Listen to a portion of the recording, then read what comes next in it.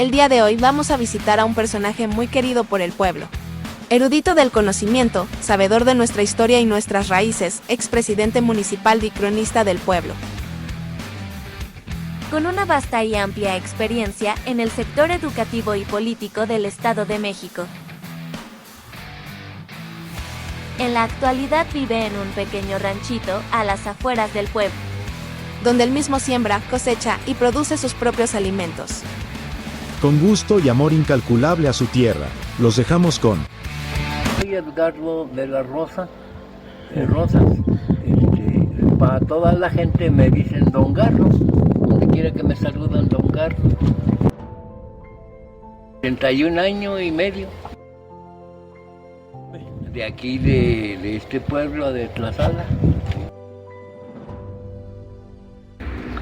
Pues era un pueblo muy tranquilo, una escuelita chiquita que servía de salón de actos para el ayuntamiento, y a un lado estaba la tesorería y pues allí me crié y jugábamos a un juego que se llamaba, una especie de béisbol, se llamaba La Quemada, y aparte de los juegos que había de canicas, trompo, valero, pero eran temporales, eso no se jugaba siempre.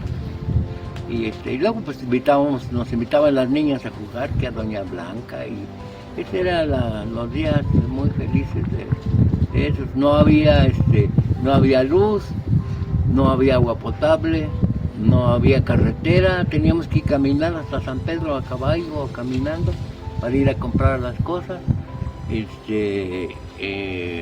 El ayuntamiento pues era muy pobre, el padrecito pues nada más venía una vez a la semana, y así vivíamos, pero vivíamos muy felices. Aquí no había secundaria en San Pedro ni en Tlane. Me llevaron hasta Tacuba, que allí se acababa de inaugurar una escuela nueva, que era la número 20. Y después ya mi papá me dijeron, pues ya mucho estudio para ti, ya casi eres licenciado, ya con eso. Y estuve trabajando 6 años con ellos, ya en forma económica, ¿sí? O sea, tenías que producir. Y ya me hice, como quien dice, me independicé. Ya tenía yo mi dinero, tenía yo mi papa, mi maíz, mis animalitos, ya prácticamente estaba yo.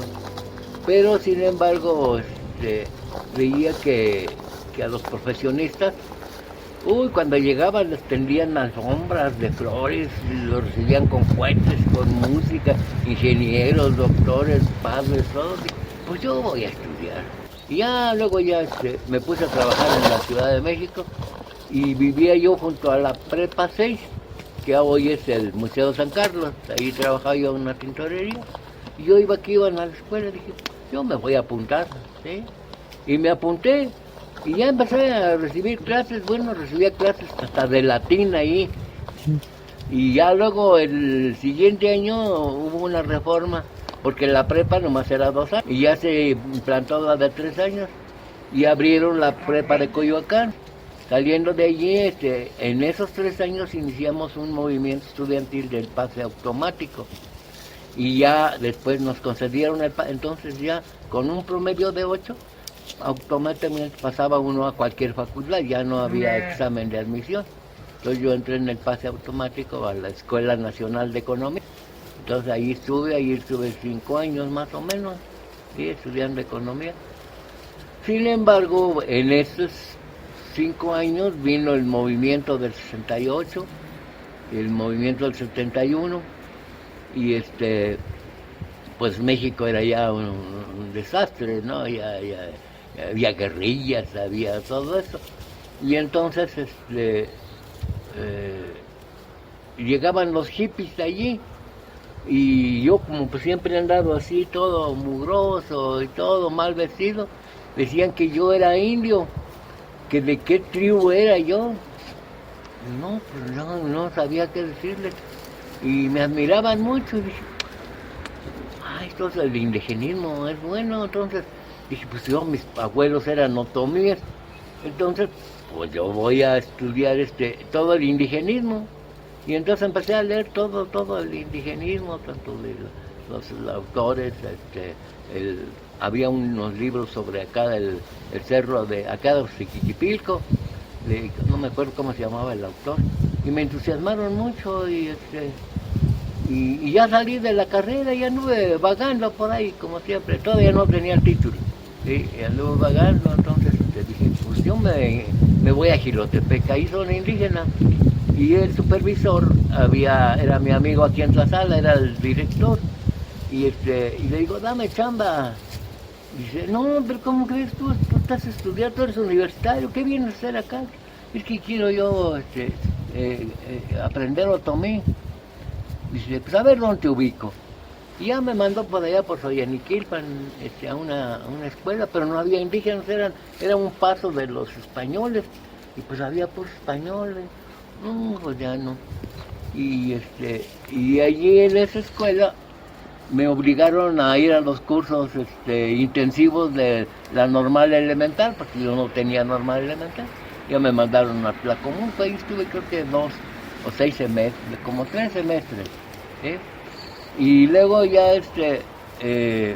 había en la secundaria, y empezaba la secundaria en Soyaniquilpan, y me dijo, le dije al director, dice, quiero dar clases aquí. Pues yo ya soy universitario, dice, vete a Toluca. ¿Sí? Y ya me mandaron a Toluca con el director de secundaria. Y me dice, sí, aquí hay trabajo para ti, no te preocupes, sí, pero vas a ir a donde yo te mande, no donde tú quieras. No, pues señor, pues yo quiero estar en secundaria. Y me mandó a mi tierra, a Tlaxcala. Sí, no, y hay conflictos con los maestros, y con los alumnos no, pero con los maestros sí hubo conflictos, acabó corriéndonos a todos los maestros, y a mí también me corrieron. Pero yo ya en esos días estaba ya en la normal superior estudiando educación física, en los cursos intensivos, y entonces ya me conecté y ya me metí cuando me separaron de aquí, me metí de promotor de educación física. Anduve por todo el estado, por Tejupico, por Tepozotlán, por todos lados, promoviendo la educación. Y en eso estaba yo ya medio desesperado. Y entonces aquí don Aurelio, ya era el presidente y era mi amigo. Le dijo, oiga don Aurelio, déme la secretario. Y dijo don Aurelio, bueno, muy la yo ya mi sobrina es mi secretaria. No se puede. Y ya me fue a ver como a los 2 o 3 meses. Bueno, ¿tú querías ser mi secretario? Sí, ahora vas a ser mi tesorero. Y ching, que me pone, y que dejo el magisterio ya por allá tirado. Y ahí se acabó mis estudios. Ya después estuve de tesorero primero, y luego de presidente, luego de contralor.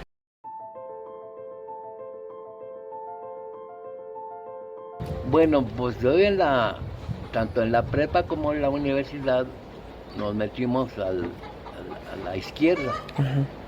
Básicamente hay grupos marxistas-leninistas o leninistas trotskistas. Entonces, pues esos grupos nos enseñaban a hacer la revolución, a hacer la revuelta del pueblo, que el pueblo tenía que mandar, que no debía de mandarlo. En esos días el capitalismo, el imperialismo norteamericano hacía guerras en todo el mundo, invadía países, mataba, a los negros no los quería, a los mexicanos menos. Entonces organizábamos grupos para hacer una insurrección mundial, no solo de aquí del pueblo. El trotskismo era mundial, tienes que hacer una revolución en todos los países, y ya había estado la revolución cubana, y entonces nos había demostrado que un país tan pequeñito y tan cerca de Estados Unidos se liberó del imperialismo yanqui, y entonces pues que también nosotros, y entonces el Che Guevara era nuestro máximo líder y todo. Y vengo de presidente, y entonces empiezo aquí a repartir la tierra, y le quitamos a los Neri toda la segunda ampliación que ya la estaban vendiendo, la repartimos entre todo el pueblo. Y con la gente sí andaba yo, en diario andaba yo en los caminos, en el bosque, defendiendo el bosque. Yo casi no estuve en la presidencia municipal, y conviviendo con todos. Y donde vive el profesor Daniel, ya no había camino para allá. Entonces empezamos a abrirlos con problemas con doña Feliz. ¿Sí conociste a doña Feliz? No, es su mamá del profesor Rodolfo, del profesor y no quería que le tocaran su bordo, ¿no? ¿Cómo que no? Aquí denle, órale, ahí vámonos, así. Igual acá con tu abuelo, don Trinidad, era muy rejego. Y un día, pues vamos a ampliar el camino. Pero no, está don Trinidad, ahí está arriba, no, nos vaya a matar. ¿Qué? ¿Qué verdad? Y ya volví a platicar con el señor y no dijo nada, no, se le acabó lo bronco. Y entonces esa era la participación, que había cosas que eran imposibles y que pues yo así con la bendición de la Virgen o Dios los hacíamos muy bien.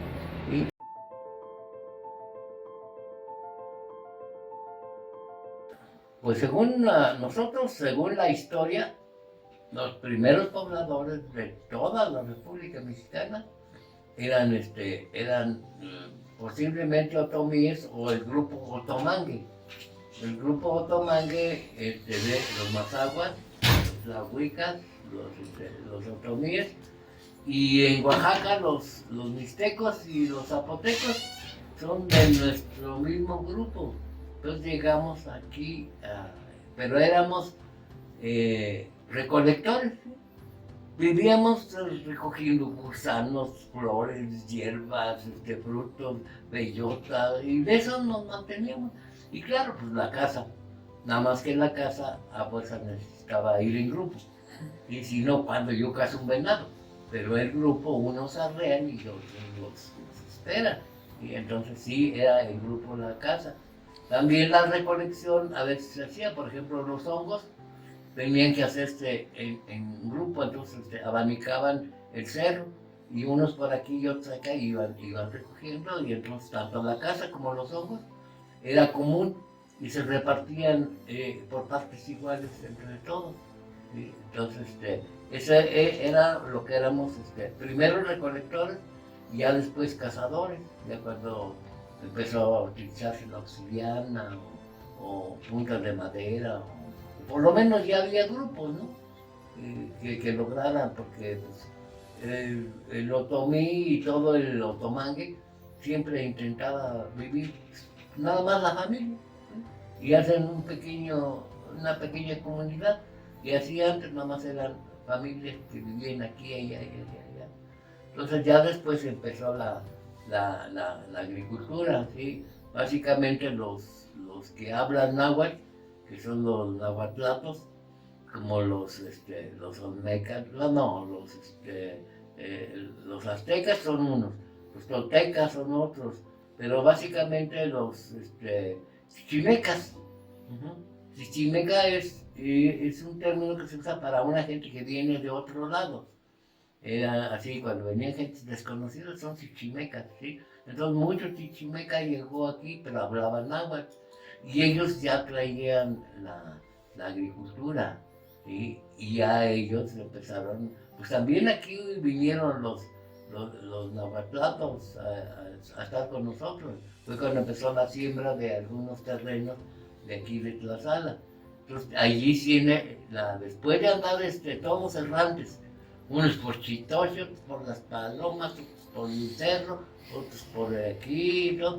Entonces ya empezaron a organizarse en la agricultura y ya crearon el lugar de Tlaxcala, ¿sí? Y Tlaxcala era un paso, ¿sí? Aquí pasaba el tributo de los aztecas. Empezaron a recolectar en Cahuacán, recolectaban aquí, Mazatla, hasta Huixquilucan, y ahí ya bajaban, y también cuando llegan los españoles agarran esa ruta. Y entonces los que vivían acá en Tepozotlán querían ir a Toluca, y entonces pasaban por aquí, por Mazatla, por San Miguel Tecpan. Ahí subían, brincaban, y era una ruta de comerciantes, ¿sí? Entonces Tlaxcala era un cruce. Entonces, bueno, luego ya llegan, me imagino que eran muy rebeldes o muy obstinados con su cultura, y entonces los españoles lo arrasaron. Se acabó el pueblo de San Pablo y prohibieron que la gente viniera aquí a vivir al Cerro San Pablo, pero tiene ruinas y hay muchos tepacates y todo eso, es un pueblo. Y la gente de ahora dice que es el pueblo encantado, pero no es un pueblo, es un pueblo arrasado por las tropas españolas y los frailes, ¿sí? Y entonces al arrasar el pueblo de San Pablo, unos se van para Chihuahua, ahí arriba de Santana, y otros se van a la Aurora. Y entonces allí empiezan a colonizar, porque tenían el agua de la agüita se baja ahí un arroyo, todo canalizado para la agüita, y ahí se empezaron a hacer. También el Cerro San Pablo tenía agua del canal de Tlaxandejia, a todo el Cerro San Pablo se cultivaba arriba y hacia abajo, y tenían sus canales los otomíes, y entonces pues ya tuvieron que aprovechar el agua de acá, y luego se empezaron a bajar hacia los laureles, agarraron agua de las canalejas y pues ahí tenían la agricultura, básicamente el maíz y las habas, era la agricultura de nuestros ancestros. Y ya después vienen los españoles, ¿sí? Todo el monte era una selva, ¿sí? Los venaditos nada más se les veía la cabeza, y los coyotes, la cola o algo así, ¿no? Y entonces era un pastizal, todos los llanos de arriba era un pastizal y todos los bosques llenos de hierba. Entonces traen sus vacas, sus españoles, sus mulas, caballos, puercos, borregos, y los metieron ahí arriba. Y se reprodujeron los animales así, pues no había depredadores muchos, o había mucha comida. Y entonces los españoles, pues empezaron pues a reproducirse, pero no se podían reproducir con su misma familia. Entonces bajaban a los pueblos, aquí nosotros éramos los otomíes, Temuaya eran los otomíes, acá en Cahuacán, El Vidrio, Mazatla, todos éramos otomíes.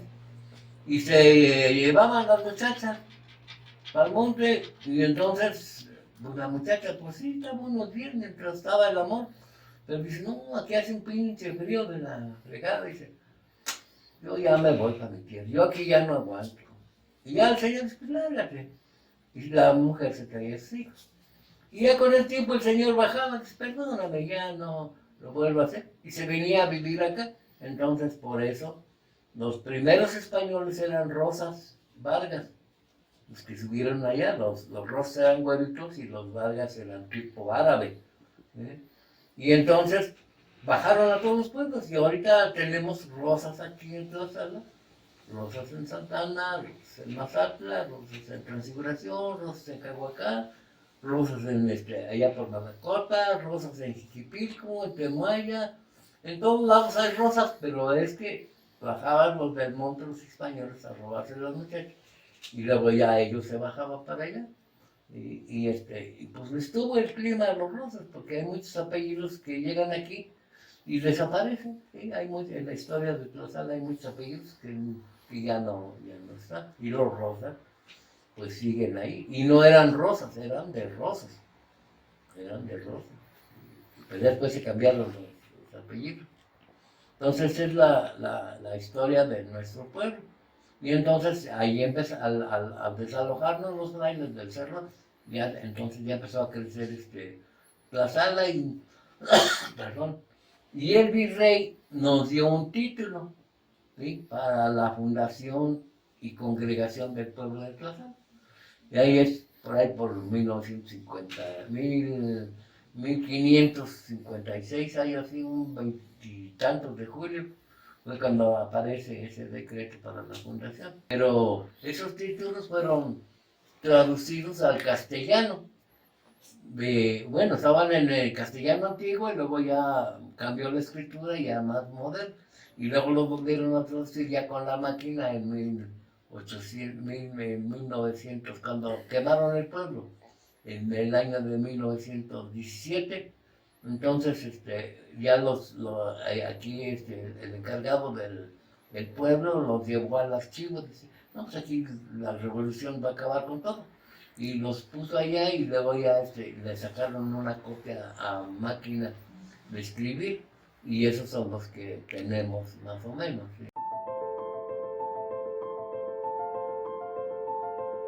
¿Sí? Eran muy, muy arriesgados, por decir, ¿sí? Venían los lavatlacas, ¿sí? Los chichimecas, y vénganse, vamos a hacer una guerra contra los de Texcoco. ¿Qué dices? Vámonos a la bola. Y se iban. Llegan los aztecas, vénganse con nosotros. Vamos a hacer la guerra hacia Azcapotzalco y a Texcoco. Ahí vamos con los aztecas. Llegan los españoles y dicen, vamos a acabar con los aztecas. Vénganse con nosotros. Vámonos con los españoles. Ya llega Hidalgo y vámonos con Hidalgo, con Juárez. Con Juárez, ahí todavía aparecen en la monografía aparece don Francisco Naya, que se va con Juárez a la guerra, ¿sí? Y después don Martiniano se va con Zapata. Entonces cuando viene Zapata, pues fue el que llegó primero, vamos con Zapata. Y allí se fueron muchísimas gentes, de aquí todos mis tíos, mis parientes, y muchos Rosas, don Rito Rosas, hace poco un señor que era de Alas Palomas, con Susano Rosas, todos esos se fueron de la revolución. Y entonces pues, nos declaramos zona zapatista. Y el Cerro de San Pablo era el cuartel general, el cuartel del norte, era la punta de lanza de Zapata. Aquí el Cerro de San Pablo era puro zapatista, ¿sí? Y de aquí incursionaban para Jiquipilco, para San Pedro, para todos lados. Entonces ya Zapata empieza a doblegarse y entonces don Venustiano Carranza dice, pues acaben con todos los pueblos zapatistas. No los pueblos, sino donde los zapatistas se proveen de recursos. Dice. Bueno, pues los zapatistas bajan a Tlaxcala y ahí consiguen carne, consiguen tortillas, todo. Vamos a quemar el pueblo. Y lo quemaron, sí. Y entonces decidieron quemar todos los pueblos, y quemaron desde Coajimalpa, Chimalpa, todo aquí.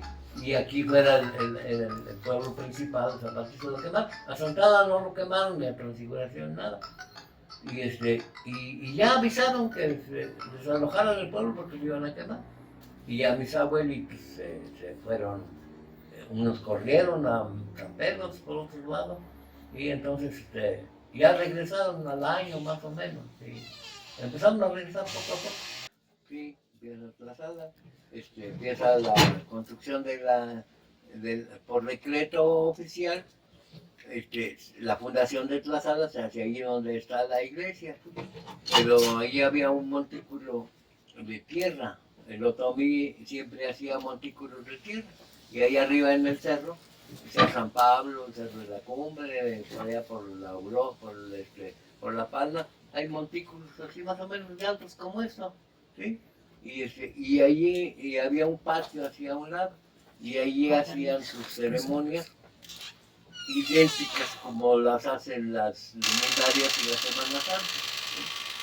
¿Sí? Cada familia, por ejemplo, los becerriles tenían su montículo, ¿sí? Y cada año, cuando era primavera o cuando el sol pasa exactamente arriba del cenit, adoraban al sol y le hacían ceremonia.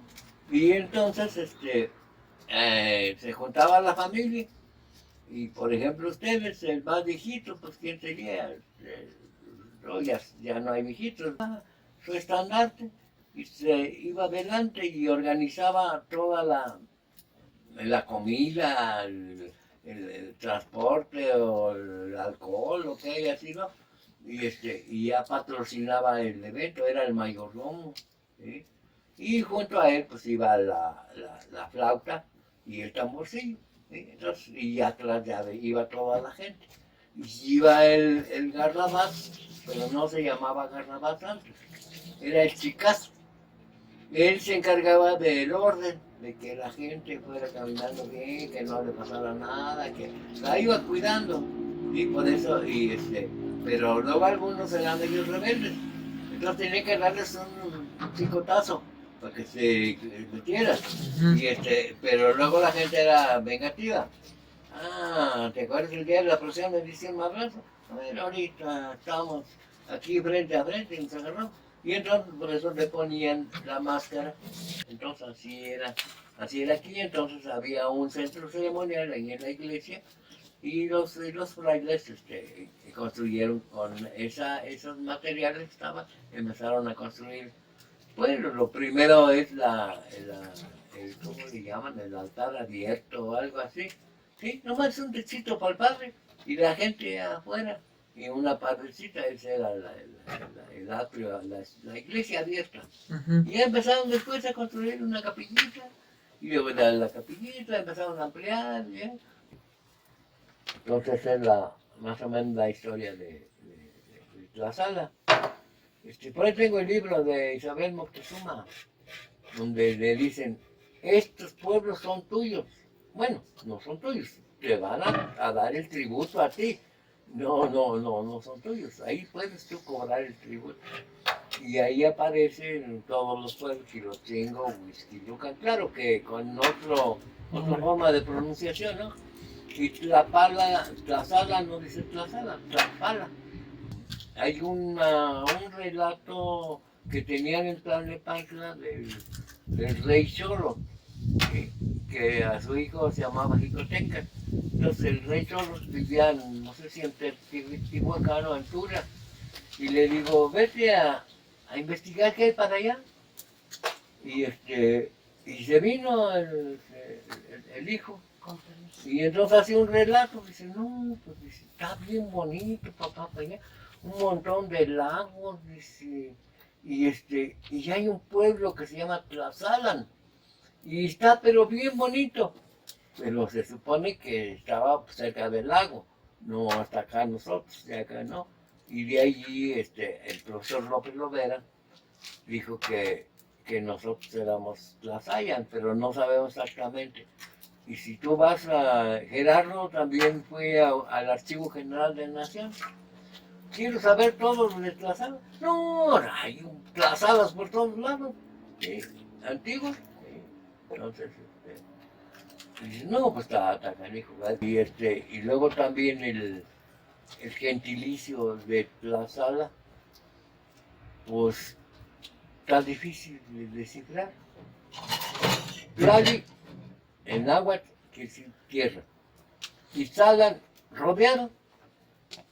Entonces, si tú lo traduces, tierra rodeada, pero ¿rodeada de qué? Por ejemplo, Cuetzalan está en acá en Puebla. ¿Y qué quiere decir Cuetzalan? Pues el cueje es una lagartija. Y Tzala rodeado de lagartijas. Tepetzalan, ¿qué cosa es? Tepet, pues es cerros. Y Tzala rodeado de cerros. Y así sucesivamente. Entonces, ¿de qué estamos rodeados nosotros? Y luego, por ejemplo, hay otros pueblos parecidos a nosotros, ¿no? Tlaxalpan. Tlaxalpan está acá por Xilotepec. O bueno, entre Tlacomulco y Xilotepec. Y entonces, pues si lo traducimos, Tlali,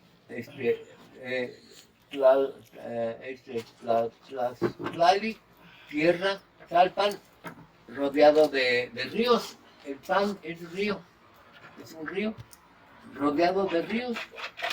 Y nosotros también tenemos todos los ríos que bajan de la tierra, se juntan aquí abajito en la mina.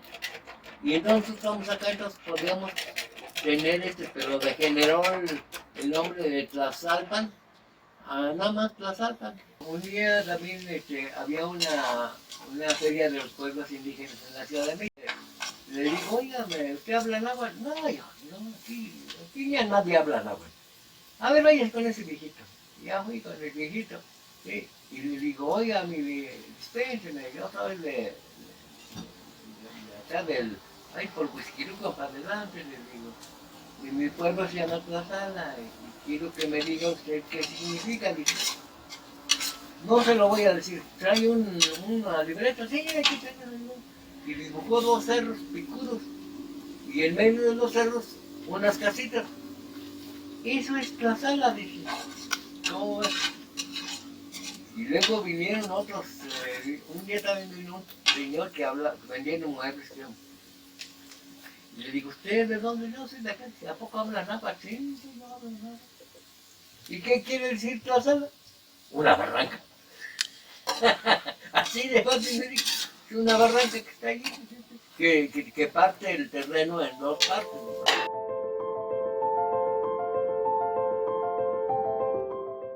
Sí, como no, Pues, piensa de tu vida. Que vuelvan a su cultura de antes, que siembren las milpas, el campo, y que traten de sembrar orgánicamente sin químicos porque nos afectan. Hola yo. Bueno, decían que el hombre era el rey del universo. Pero luego apareció un libro por allí en los 68 que decía El hombre desnudo de Desmond Morris. Y entonces nos dice que nosotros somos totalmente inexpertos en todo. Que un perro vuelve lejísimos, que un águila alcanza a ver a 1 kilómetro, que un perro también se cura solito, no necesita nada, que una hormiga levanta el peso, de su peso levanta 10 veces más, y que un microbio nace y luego se reproduce. Y que nosotros no, pues que necesitamos cuidados maternales del parto, después educación, ¿cómo le llaman? Especial, y luego primaria, y luego secundaria, luego preparatoria, y luego profesional, luego maestría, y luego doctorado, y salimos y no nos podemos mantener nosotros mismos. Y nosotros cuando éramos chiquitos, nos ponían a cargar leña, a cargar agua y nos ganábamos el dinero. Ya trabajábamos en la milpa así jovencitos y nos ganábamos dinero. Como a los 8 o 10 años ya podíamos sobrevivir por sí mismos. Y ahora el hombre a los 30 años no puede sobrevivir. Y va a buscar trabajo y ya ya estás viejo, ya no te damos trabajo. Y ya entonces, ¿de qué va a vivir todos esos profesionistas? Pues van a tener que desaparecer. Bueno, el otro es de que antes el bisabuelito tenía 10 hijos, el abuelito ya nomás 8, el papá ya nomás 6, yo ya nomás 4, y mis hijos ya nomás 2, y ahora los nietos ya no quieren tener hijos. Entonces, ¿qué va a pasar con el ser humano? Pues va a desaparecer. Entonces, la idea es que, como dijo mi mujer, que retomemos todo lo antiguo, así como vivieron nuestros abuelos. Esa es la mejor forma de sobrevivir, ¿sí? El abuelo no necesitaba doctor, no necesitaba hospital, no necesitaba lentes, no necesitaba dientes, no necesitaba audífonos, no necesitaba una computadora para estar entreteniéndose. Entonces, ¿cómo él sobrevivía? Y era feliz. Y ahora no, ya si no tenemos el celular en la mano, ya somos gente infeliz, inferior y todo, ¿no? Entonces, de que hay que retomar todo lo antiguo si queremos sobrevivir. Y si no, va a desaparecer toda la zona civilizada, todas las ciudades, toda la urbanidad va a desaparecer y van a quedar nomás los que vivan por acá como montaraces, o como se puede decir, el que se aleja de ermitaños. Ermitaños, esos son los únicos que van a sobrevivir.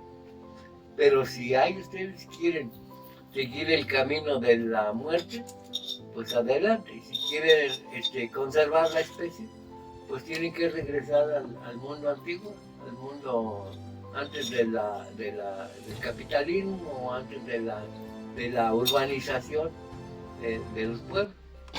Sería mi mensaje. Sabias palabras. Gran y hermoso mensaje. Hoy aprendimos mucho de nuestra historia, nuestro pasado y nuestro orgullo de ser de Tlaxcala. Con mucho agradecimiento por haber aceptado realizar este vídeo, nos despedimos del señor Edgardo. No olvides darle like, comentar y compartir el video y suscribirte a nuestro canal.